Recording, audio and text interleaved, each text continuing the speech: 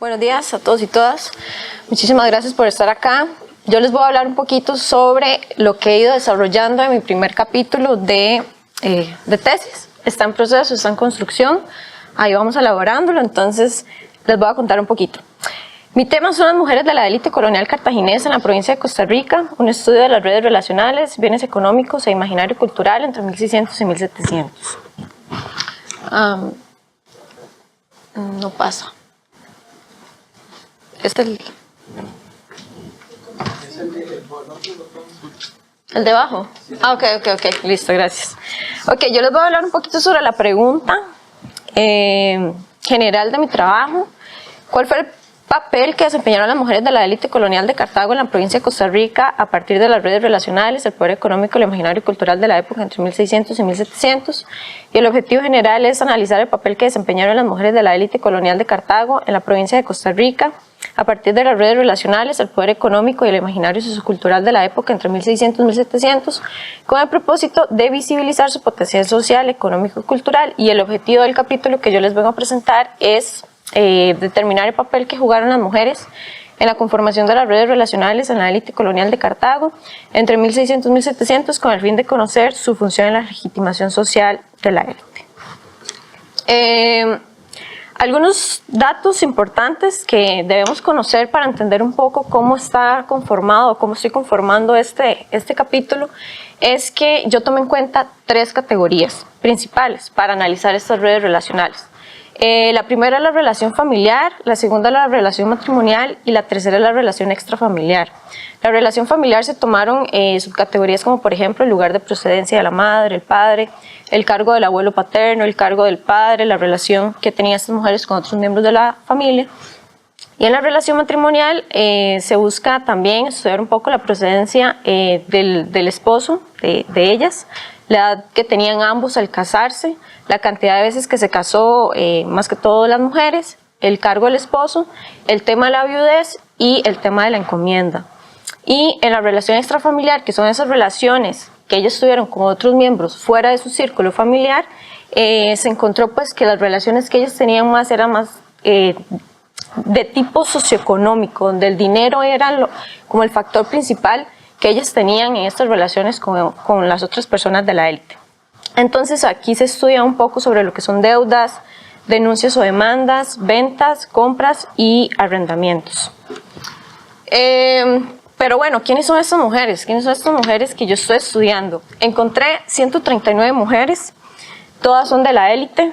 Ellas son esposas, hijas, nietas de las principales familias del momento, como por ejemplo lo que eran los Rete, los Echavarría Navarro, los Vázquez de Coronado, Calvo, Alvarado, los Moya, Chávez, Acuña, Pereira, Cardoso, Solano, entre otros. Y la escogencia, ¿cómo los escogí yo? Bueno, primero que todo, por su condición de doña. Tenían que venir en la fuente y bueno, que se llamara doña, no sé, Catalina Palacios, etc. También que tuviera una relación directa con algún hombre de algún rango, por decirlo así, o algún cargo político, económico, administrativo, o que fuera la esposa de alguno de estos hombres sobresalientes de la élite.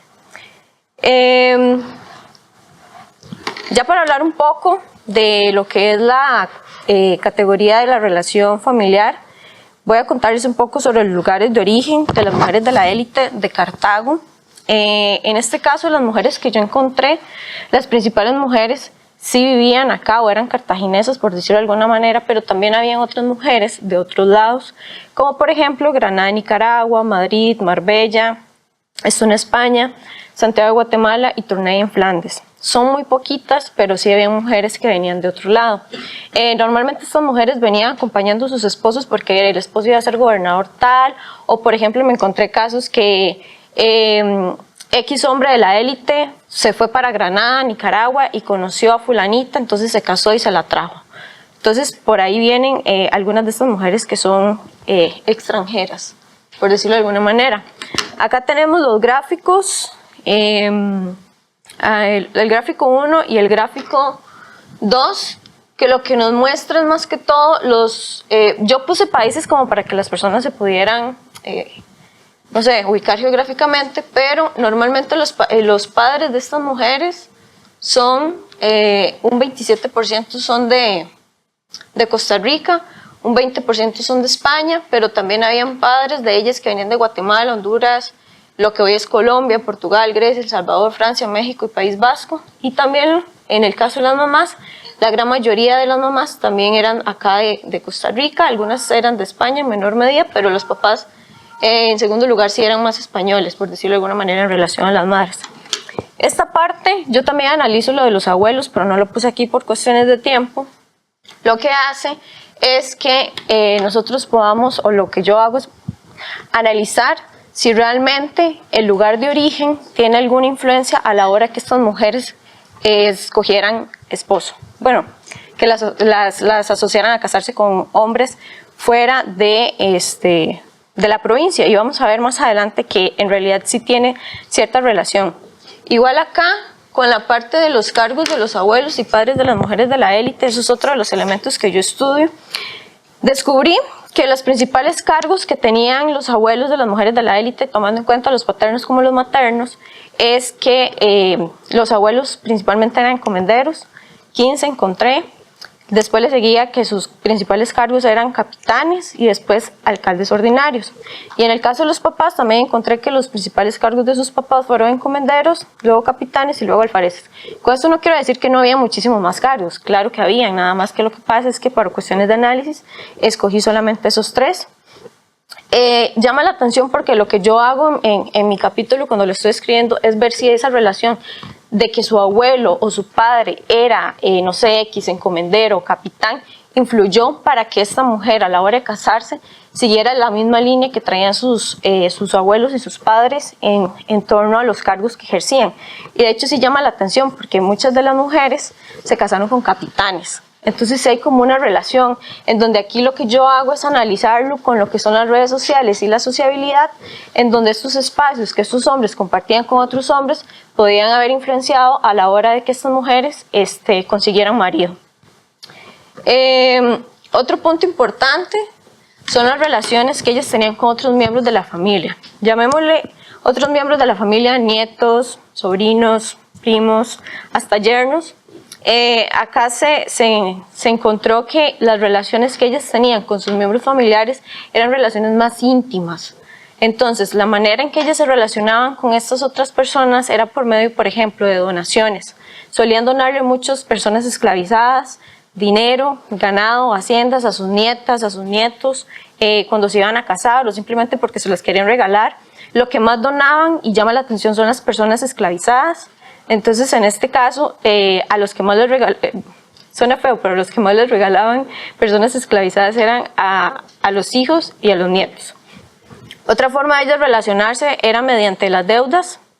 Había esa relación cercana entre ellas, más que todo con los hombres de su familia, que cuando ocupaban dinero, pues estos hombres les suministraban. Entonces ahí hay una relación también como más de confianza, y también por medio de otorgamientos de poderes. Cuando estas mujeres necesitaban hacer un trámite legal, necesitaban recurrir a un hombre. Entonces, en este caso, por ejemplo, si querían pedir su dote cuando entraban en la viudez, ellas tenían que hacer un proceso legal y normalmente recurrían a personas cercanas a su familia, igual con cobros de herencia, solicitud de encomienda para los hijos, poderes generales y para atestar. Los lugares de procedencia de los esposos de las mujeres coinciden con lo que les estaba mencionando. En el caso de los abuelos de las mujeres de la élite, muchos sí eran fuera de la provincia, los abuelos. Y los padres no tanto, pero sí hubo una gran influencia de padres que venían de España, por ejemplo, y aquí podemos notar que la cantidad de esposos de estas mujeres, por lo menos 53 de ellos, venían de España. De estos 139, 53 venían de España. En este caso, podemos ver la preferencia de las mujeres de la élite al casarse con hombres que venían de afuera. Eso también lo resalta Eduardo Madrigal en su trabajo, que él menciona que pues, a los grupos de la élite les gustaba relacionarse con personas que venían de España por el hecho de que esto le venía a dar como prestigio al grupo social, le venía a dar como frescura. Entonces, pues muchas de estas mujeres las casaron con hombres que venían de fuera de la provincia. También tenemos la parte acá de la cantidad de veces que se casaron las mujeres de la élite. Muchas de estas mujeres de la élite se casaron hasta 3 veces. De las 139 de las que se encontraron datos, porque eso sí, chiquillos, cuesta mucho encontrar datos de las mujeres de la élite, lo puede decir aquí el compañero. De las 139, 108 se casaron la primera vez, 23 se casaron la segunda vez y 4 se casaron la tercera vez, y 4 no se casaron. Entonces eso es interesante también verlo, porque eso nos permite ver esta relación ya familiar, esta relación matrimonial que ellas empezaron a entablar, y también uno poder determinar por qué se casaron tantas veces y así. Luego tenemos, perdón que vaya tan rápido, pero es que sí es mucha información y por el tiempo tal vez no puedo detallar. Después tenemos los rangos de edades al momento de contraer matrimonio de las mujeres y hombres de la élite. En este caso sí les voy a mencionar algo. Estos son datos de las mujeres en el primer matrimonio, porque las edades cambian en su segundo y tercer matrimonio. En este caso llama la atención que acá en Costa Rica el rango de edad de las mujeres al casarse por primera vez andaba entre los 20 y los 25 años. Pero también el segundo rango se muestra que las mujeres estaban entre los 14 y los 19, luego de los 26 a los 30, de los 31 a los 37, de los 36 a los 40, de los 40 a los 50 no encontré datos, y hay una que se casó entre los 50 y 55. En este caso, si lo comparamos con lo que dice Pilar Gonzalo, que para Nueva España, en este caso, ella dice que el promedio de edad era de 18 años. Acá no andamos tan largo, entre los 20 y los 25, pero sí podemos ver que hubieron bastantes que se casaron pues jovencitas, o nosotros lo vemos jovencitas ahorita en la actualidad. Pero el caso de los hombres es diferente, porque podemos ver en este gráfico que los hombres sí, la principal cantidad de hombres se casó entre los 30 a los 35. Entonces eso es importante, quiere decir que los hombres se casaban más viejos que las mujeres. Esto se podría pensar que las mujeres se casaron más jóvenes por la cuestión social y moral del momento, y que si no se casaban no iban a encontrar marido, etcétera, etcétera. La viudez es otro punto importante, ya el compañero nos habló algo, pero yo también les quiero hablar desde la parte de las mujeres de la élite. En este caso podemos encontrar acá que la cantidad de mujeres que enviudaron de estos 139 fueron 97. Mujeres que enviudaron una sola vez, 89, y mujeres que enviudaron más de una vez, 9 mujeres. Esto nos quiere decir que alrededor de un 72% de estas mujeres enviudaron alguna vez en su vida. La viudez se caracteriza porque la mujer tenía, entre comillas, cierta autonomía en relación con las personas casadas y las personas, las mujeres solteras y las mujeres casadas. Y también otra de las características de la viudez es que ellas tenían derecho a pedir el dote que habían aportado al momento del casamiento, por decirlo así. También tenían derecho a obtener la mitad de las ganancias patrimoniales que hubieran obtenido que hubieran generado en el matrimonio. Y también que se veían, tenía una característica que ellas se veían limitadas al momento de que el esposo se moría. Pero también otra cualidad, característica en este caso, es que las mujeres no tenían derecho sobre sus hijos. Si las mujeres querían seguir con ser ellas las cuidadoras de sus hijos después de que su esposo se muriera, el esposo lo debía dejar estipulado en el testamento que ellas iban a ser las tutoras de los hijos, y si no, ellas no tenían derecho. Entonces esto también, como mi enfoque es de género, uno lo puede ver desde la interseccionalidad, donde se ve a la mujer que no tiene derecho a ser la madre de sus hijos si no lo estipula el esposo en su testamento. Otra característica es el analfabetismo. Muchas de estas mujeres no saben leer y escribir, entonces muchas tuvieron que recurrir a casarse para poder estar al amparo de un hombre. Y también, como lo mencionaba Eduardo, en la élite también pasaba que muchas de estas mujeres, sus esposos no las dejaban en las mejores condiciones económicas, entonces ellas debían de recurrir a un hombre, porque por más propiedades que usted tenía, si a usted la dejaban desamparada, usted no sabía leer y escribir, necesitaba de alguien que le ayudara a administrar sus bienes. Y también una característica fundamental es la desigualdad que hay entre hombres y mujeres al momento de casarse. A la mujer se le obligaba moralmente o socialmente que debía guardar luto al hombre cuando moría, pero el hombre no necesariamente tenía que guardarle luto, se podía casar cuando quisiera. Entonces esos son elementos de género que yo también voy mapeando a la hora de hacer el capítulo. Ya casi voy a terminar. Ay, es que yo estaba con que era 20. Bueno, las mujeres de la élite, eso es otro punto importante. Las mujeres de la élite Algunas fueron encomenderas. No muchas, pero algunas fueron encomenderas. Por ejemplo, aquí tenemos que María de Ortega, Luisa Hernández, Catalina Palacios y Francisca López, ellas fueron encomenderas. Y hay datos que lo refuerzan. Hay otras como Catalina Martín o Acuña Hernández, Juana de Vera Sotomayor, Inés Álvarez Pereira y Isabel Jiménez, que yo no puedo encontrar datos que me dijeran si realmente ellas eran encomenderas, pero ellas tenían relación directa con indígenas, pero sus padres sí fueron encomenderos. Entonces falta tal vez encontrar ahí alguna pincelada, y las mujeres de la élite encomenderas lo que nos viene a reforzar es esta relación o esta necesidad de los hombres de la élite de dejarle a sus hijas o a sus esposas o a sus nietas la encomienda. Hay todo un proceso de cómo se obtiene la encomienda en el caso de las mujeres, pero por tiempo no se los puedo mencionar, pero sí es importante conocer que en Costa Rica hubo encomenderas. No muchas, pero hubo. Ya para entrar a la cuestión de las relaciones extrafamiliares, yo les mencionaba a ustedes que las mujeres, una de las formas de relacionarse con otros miembros de otras familias es mediante deudas. Y de hecho las deudas que ellas adquirían con otras personas de la élite eran mayores que con los mismos miembros de su familia, por decirlo de alguna manera. Hubieron varias razones de deudas. Las mujeres prestaban dinero y las mujeres también tenían que pagar. Bueno, dinero y varias cosas. Algunas razones de deudas por cobrar, o sea que ellas tenían que cobrar deudas que a ellas le debían, era por dinero. Encontré 16 mujeres donde les debían dinero, 5 les debían ganado, 2 les debían telas, 2 les debían muebles, ropa, joyas, fanegas de maíz, arrobas de harina. Y lo que ellas tenían que pagar, también encontré 16 mujeres que ellas debían dinero, también debían petacas de bizcocho, tela, ganado, fanegas, árboles. Aquí podemos ver que también las deudas se pagaban de otra manera, ¿verdad? Y eso yo creo que lo ha explicado muy bien el profe Manuel con la cuestión del crédito, ¿verdad? Y el poco dinero que circulaba, pero que sí circulaba entre los miembros de la élite. Entonces, eso es un punto interesante, ver también de qué manera ellas pagaban deudas y también lo que le debían a ellas. En demandas, es otra forma de que estas mujeres se relacionaron con otros miembros de la élite fuera de sus familias. Tal vez acá no es como tan bonito, pero bueno, sí hubieron demandas que ellas interpusieron y que ellas le interpusieron en relación a dinero, robos, ventas no realizadas, productos que a ellas no les llegaron bien, incumplimiento de contratos. Normalmente estas mujeres debían cierta cantidad de dinero a las capellanías y cofradías que les llegaban a prestar dinero. Entonces eso es muy importante porque muchas de ellas tuvieron que vender algunos de sus bienes para poder hacer frente a las deudas. Y